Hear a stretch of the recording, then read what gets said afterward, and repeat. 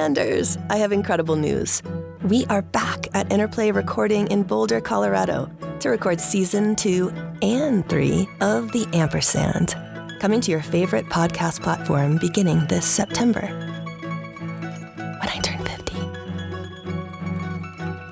To satiate our listeners' love for the alchemy of anding, we're releasing a behind-the-scenes conversation between producer Tim and me about the Ampersand's origins, how exactly we come up with the quick and dirty, and the stories we tell ourselves. Give us a listen, and remember to check back soon for more episodes of The Ampersand.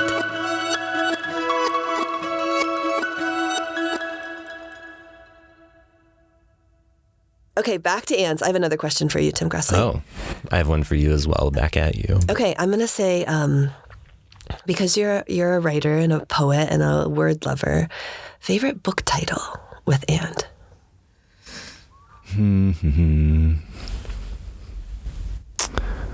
Oh, shoot. It doesn't have and in it. See, it's harder. This game is harder than our people make it look who come on the show. It's true. Yeah. I think really it's impressive when we have a guest like Sammy who can rattle something off really rapidly, or even if it's cheating. A couple of them cheated, but they still had an answer. Yeah. But it is really impressive because having actually heard all of their answers and having thought, actually, what would I say in this context? I did not think about book titles, and I have no idea. You are stumped. War and Peace? Can you just go Russian lit? Can we just do the obvious, my friend? All of them. All of the Russian books? Yeah, every book, because you get halfway through and you need a new title.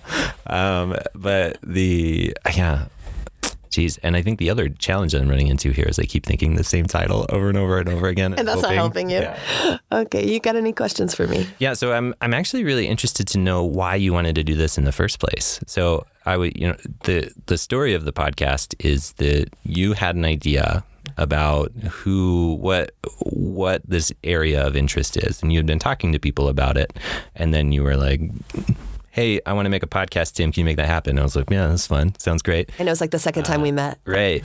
And this sounds cool. And I have ideas about how we would make it work. But I'm interested to juxtapose your initial impetus for this one and then supplement that with what I was thinking, I guess. I love that. Okay, so on what would have been our second professional date, and I said, I want to do a podcast, and I want to talk about anding. Did I get that far in it? Mm-hmm. Okay, so what I have been so excited about is turning things that aren't usually verbs into verbs, and how I see that in other folks. And when I witness it in them, it does hold a mirror back to me, and it helps me see, oh, it's not just that you're endlessly busy or you're crazy busy, as everyone always says. You're actually connected to all of these things that you are inspired by. And when you are inspired by other folks who are doing that, when you hear their stories, it actually lights that in you. So I thought about writing about it, and I love writing, but this felt like it really needed the voice of the other human. And if it was written by me, it would be translated into my voice. So then interviewing folks, which I love human people, and I wanted to talk to more of them in my gig, where I felt like I could just be doing email and Zoom. This felt like, yeah, let's do this thing where we let other folks tell us about how they're verbing, and I get to meet them, I get to sit with them, feel their energy, be in a human space, and then other people can receive it in a podcast. So that was the jam. What about you? What did you think? So when you started talking about anding, I think the reason why it resonated with me is I am somebody that I can't stay in a lane. That for years I would hold a job for 18 months to 2 years, and then I would switch because I would get bored. I would need to do something else, and so I only recently. I also juxtaposed that to what I saw was a high emphasis culturally going on of specialization. Yes. that people were becoming, what I'll use the word craftsmen, of a very specific skill, and they were rewarded for it. And so I think there was a little bit of me that was like, that's so cool, and I will never be able to become a craftsman. Just I can't pay attention long enough. And so I was like, oh, geez, this sounds like someone who is leaning into generalization, but in a way that gets into specialization. And I thought that was interesting. I thought it's the third thing. Right. Right. That's what I'm always excited. Like, what's the third thing that comes out of? You weren't setting these up against one another. You weren't like, I had also heard like the future of higher education is interdisciplinarity, right? And I was like, yeah, that's right. The generalists are all freaking out. But I think what you were saying was, let's step away from these two things. Yes.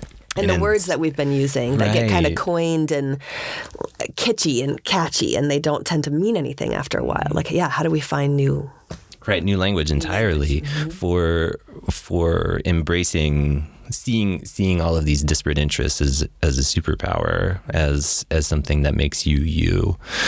And so I just thought that was really exciting and cool. And so what I started to do was search for people that seemingly were doing that weren't tied down to, hey, I'm a blah. Yeah. I'm a very specific thing. Yeah. And it opened up a pretty wonderful Pandora's box, because you had been saying as well, as I was starting to search for people, everybody does this, they just don't always talk about it, and to varying degrees. And it was fun to see just how varying those degrees were. I mean, it's amazing to me when I look at what gets people excited. Mm-hmm. And I can be excited with that person's excitement, for the conversation, but the fact that they will devote their lives to these things, like me and dance, like, and words. And it's that folks can care that much about bugs, that they find 1,000 ways to pray in the form of bugs. Like, that's the thing. So it's a trip. And I love it. And it's just fun to get to talk to people and not know. I think part of what's been the joy of doing this is we script it, but then it's just stones moving in a river, and the conversation is just going all over, and there's something holding it, which has been really, exciting and galvanizing, I think, both for the humans we talk to and for me, and hopefully for the listeners. But it's so free where the conversation goes when you start to spark with these different ideas. And I think that's what those ideas do in that kind of third thing, spark of a way, to use one of Tim's favorite words, spark. It's exciting to just be thinking with new ideas and to watch these brilliant people think with this new concept and see themselves and their work differently. Yeah, it's been a joy. Yeah. What are some of the surprises that have come along the way? Because I'm sure you had expectations about how this would go. And then, I mean, beyond just the actual execution of it, of sitting in a room recording this thing, but what has surprised you? Well, it was really surprising. Haley, I thought I knew Haley as a student, and I thought I knew how maybe she might answer. But she went through this like kind of beautiful, like we talk about the alchemy of ending. She had like an alchemic response in her body in real time on the show. And it was super cool to watch her go, oh yeah, I'm going to take this, and that's who I am. And I always have been this awesome. That was awesome for me. I also was kind of stunned by the tenderness of the conversation with Gabby. Mm. I've been in spaces with Gabby, and I'm so inspired by her ferocity. And so to see the tender side of her ferocity and still see that it still has teeth, but that was a lovely conversation. Mm. Yeah. And then there's a moment when Christopher Lowry is talking about walking into the field, and I was there, and he was in poet mode. So here's this scientist who's got so many crazy passions and endlessly curious. And the detail of his mind aligns with my understanding of detail from a place of poetry. Mm. And he's doing it from a space of science. And they're the exact same thing. Mm-hmm. Yeah. That's cool.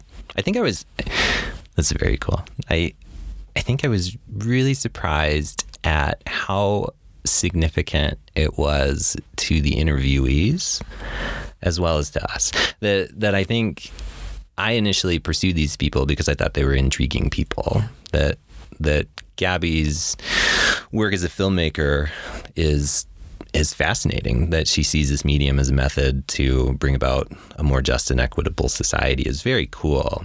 Yeah, especially at her time in her life. Right, so young and still just crushing. Just totally crushing it, so lit to form and content. And so I knew that they would all be fascinating people in their own way. I just tend to be fascinated by people. But I was surprised at how much it meant to them to have this opportunity for someone to listen to their story with the desire to broadcast it. Yeah. And that's fascinating, because I think it's also the fascinating thing about this as a method is it's really vulnerable for these people to come on and share what makes them tick, what makes like these passions that maybe they don't talk about that often. I mean, to varying degrees. Sammy probably talks about whatever his interests are wherever he is. But to get to land them all in one space. Right. Yeah. Where somebody is saying, that's great that you love entomology. Let me talk about gospel choir. Wait, what? You sing in Thai? Tell me about that. Yeah. But isn't that the first date we all dream of? Right. Where someone actually cares about your dimensionality and isn't trying to make you be same or connect to something about them. Because that's kind of the cool thing about this, is it isn't about approving anything. It's just about learning. So I'm like, show it, share it all. Don't we all want to be seen like that? I think so. I mean, it's been a long time since I've been on my first date, but did you feel that way on your first date? So I did. That was partially I vividly remember my roommates saying, so how'd it go? And I said, I have never been on a date like the date that I went on with my partner, because she was asking me really hard questions. Yeah, that got at all of you. Yeah, that she was like, it's great that you love the color blue, but I would like to know what it is about language that sparks your curiosity. That's interesting. How do you think that affects your day-to-day? So she was asking these intense, wide open questions for me. And that feels... Yeah, I mean, I was like, geez, I feel seen. I don't know if she felt that way. I hope so, because she said yes to the date too. But so I'm assuming it went okay. I think it went great. Yeah. I think it went great. But it's I think that is something that we all hope for. And maybe that's what people recognize. I mean, something that has been very cool to see is the degree of excitement that people feel at the potential of being able to come onto this show. I think that was also a pleasant surprise that they want to be here. That this could function as a way to tell these really fascinating stories in a beautiful way for people who may or may not be celebrities. I think that's kind of awesome. It's really awesome to get to be the star of your own life in that moment and get to share it out with folks. Mm-hmm. I think there's also something too when we look at academics who talk about their work, and we got a lot of friends on here who are academics. And I know, just saying, often it's an expectation to share your research, and that your resume becomes your identity. And so when you get to think back into your body and your memory and your own human story, and then also, riff and let that bump off of your research, that's not your usual journal panel. It's not the way you stand up in front of a class. Oh, that was a really cool moment. We were talking with one of our guests about, why do you share that with Sarah? Do you share the personal with your students? Sarah was like, it had never occurred to her. And that, maybe, yeah. Because that's what got me excited, was my human story, having an experience and then diving deep.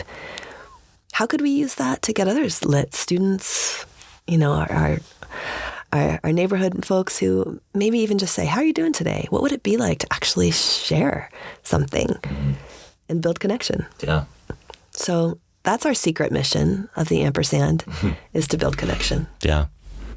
So you've mentioned in the intro a few times that you are a dancer, mother, filmmaker, college administrator, yada, yada, yada. So will you give us the brief bio? Will you do our wonderful connection to Tacoma, Washington, just to shout out to a funny place? I love it. Tacoma, Washington Tacoma, in the Washington. 90s. I know, making work at PLU. To the Bulgarian Women's Choir, I know, which I just listened to recently because it has that kind of winter solstice, yeah. Okay, so I always say dancer first. And I hope that that's not just aspirational and that my knees continue to love that identity, but I just am such a dancer person. I see the world through movement. And I love words, and I love all the things that come up for me with filmmaking and movement and words and language and writing. But when I write, I'm also tracking my body to find the right verb and the right feeling and then trying to express that in words. So the body is always the thing. It's a dancer. And then the hardest part is mother, because it's got so much ache and tenderness in it, and you can't control it or even pretend to. So like dancing in my own body and the details of words and making, I can at least pretend to control. Human comes in with his own karma and says, I'm your kid. And I love him. 11 years old, lightning in a bottle. And it's really, I learned so much about myself in the ways that I have to keep remembering that I need to be improvising and playing and all the other ways of anding so that I don't just mother in the way I think of that as a singular verb. That's huge for me, or I will lose my mind. I'm an administrator. I care about students and their success, and so I work with a team of incredible humans to make sure that students are thriving in the academy, and that we as an academy are thriving because we're attending to our students who are all anders naturally, and they're all like doing this thing. Talk about crushing it. They're anding all day, and they're teaching me all the time about verbing. And I think, being a collaborator, I talk about that because I actually like the collaboration that we have. We're making something I would have never made. I would have never gotten to do this. And that's the dream. And then all of a sudden, Tim will write like a thing. Okay, our dear listeners have to know that Tim will write a thing and it sounds so much like me. And we've only known each other for like 10 minutes.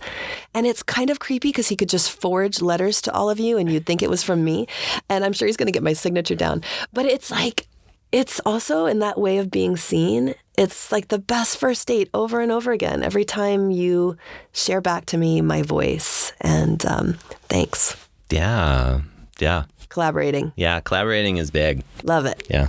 I love it. How'd I do? Was that a good bio? That's a great bio. I'm going to ask a potentially hard question. I don't think it's actually hard, but I heard that the stories we tell say more about where we are right now than the actual accuracy of the stories themselves. And so I'm interested to know we can keep this to anding, but what are the anding stories you're telling right now? And what do you think they say about where you are right now?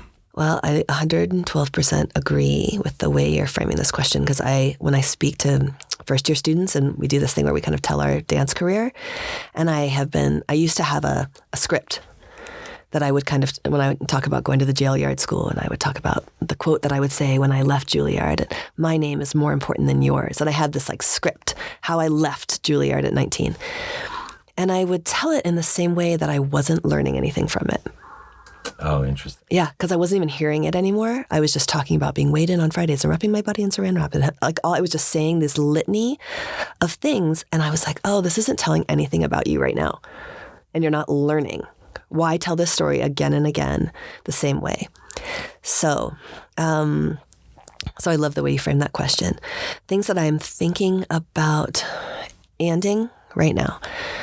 It can be. I mean, really. So I'm interested about the actual stories that you're telling on a regular basis. Mm-hmm. So when you think of stories you tell at a cocktail party about who you are, and not just in the abstract form, like not just in the abstract labels that we're talking about. It's more like when I was in when I was a junior in high school, I listened to Tool and blah, blah, blah. This is what that meant. Yeah. Like when I tell the story of the worst lie I've ever told, which I have this great story of having a show and tell moment where I have this incredible Madame Alexander doll, like those dolls that would be, this one was Dorothy in The Wizard of Oz.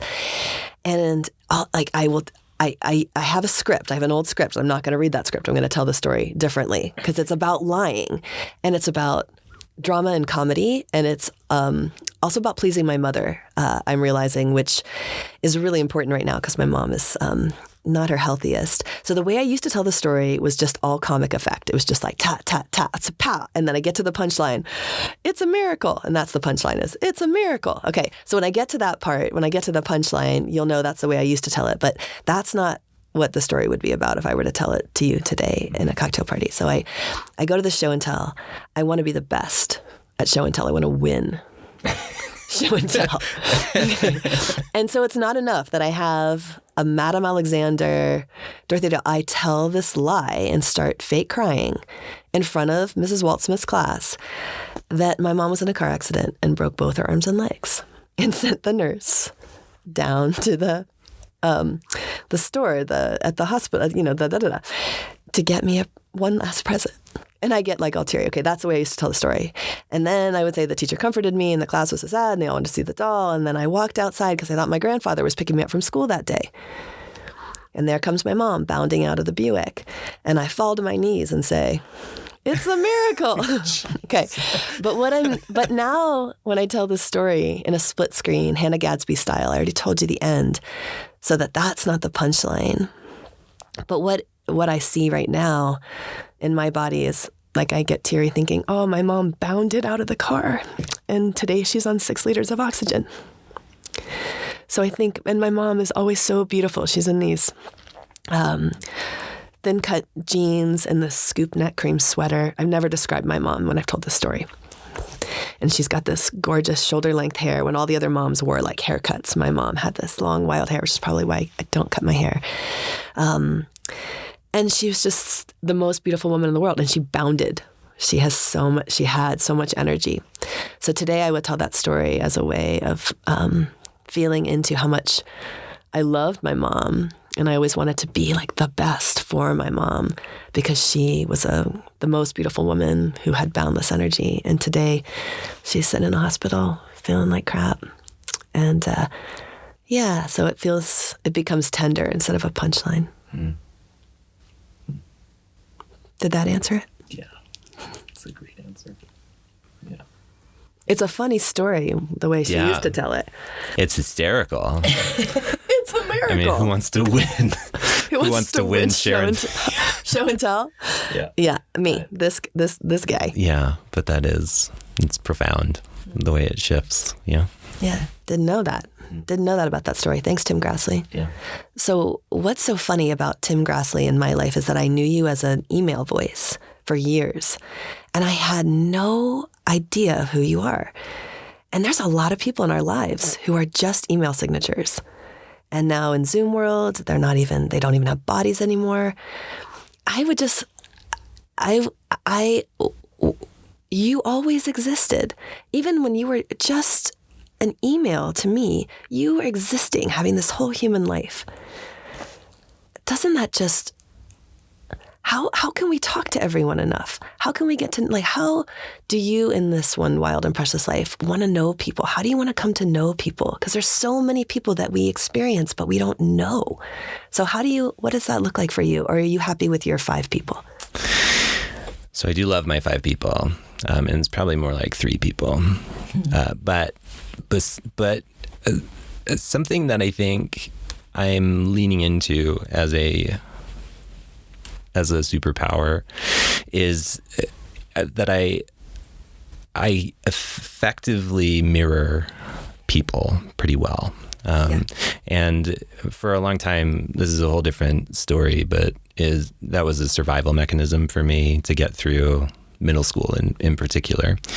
But what I was able to do was just reflect people's state really well. over time, I think I mashed that together with a curiosity about people's stories, just who they are as individuals, as distinct humans who experience the world in a way that's different than the way I experience the world. And that's something that's just fascinating to me. And so I've mashed that together with a desire to ask interesting, open-ended questions. And so I think, I mean, the pandemic messed this up pretty well for me, because I realized at a party recently that I need to work on my social skills again. I'm just struggling with just asking get to know you questions, because I go straight to these pretty heavy ones that I think the benefit of it when it works out is what I end up doing is genuinely getting to know somebody, even for 60 seconds. And them getting to know you from that depth of question. I mean, that says so much about who you are. Right. So I think to answer your question, what do we do? Because there's so many people, you ask interesting questions of the people who are in front of you and just see what happens. Something I have a 7-year-old son who really often does the same things, that he will ask these really rich, profound philosophical questions. And for 7-year-olds, that can be tough to process. I think we are not really accustomed to asking those questions of one another, and being able to say to somebody who's in front of you, it's something that so I was a barista at Starbucks, and it was one of those experiences that actually really did profoundly shape how I engage with my world, because Starbucks, for all of its faults, has an expectation of its baristas that you will make an emotional connection in under 35 seconds. It happens almost every time. It's why I go there. Yeah. Oh, yeah. And it's why you pick it over other coffee Erika shops. With a K, they know.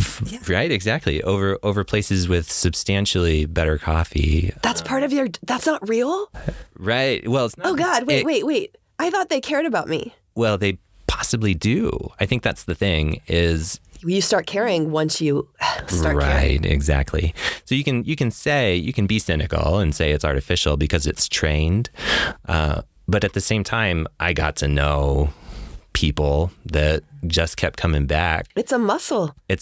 Caring and gratitude. And also, so caring and gratitude, but also the capacity to ask somebody something significant about themselves or about their day, so that they feel even a glimpse of feeling seen. And it's something that I think we can do a lot more of. I think a podcast is a really wonderful opportunity to blast that out to the world, and hopefully to thousands of listeners. But even in a daily conversation, when we're drifting around Old Main or even across campus, like today I have a volunteer thing that I'm going to go to, having the chance to say to somebody what makes them tick, I think is pretty awesome. So yes, I mean, I know that for years I was the email voice, and there is something bizarre about that too. Because you're that for a lot of people too. Yeah, I'm that for thousands of people. So what is it like for you to get to show up dimensional? Yeah, sometimes you like being the man behind the curtain. Well, yeah, it's more about how did you envision me? I mean, I'm still kind of, I think, middle school insecure about that. But I'm also curious. How did I envision you? How did I show up in email? I think that's also fun to talk about. Super generous.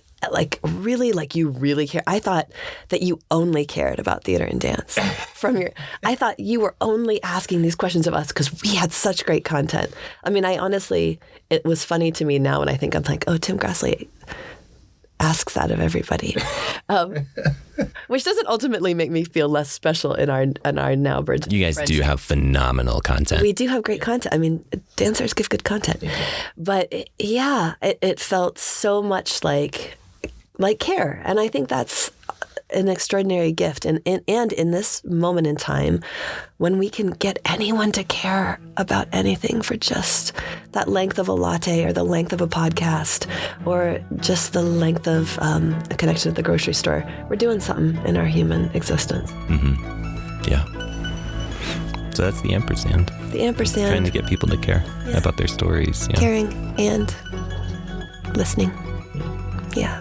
Thanks, Tim Grassley. Yeah. Thanks, Erika Randall. You're welcome. Onward to season 2. Season 2.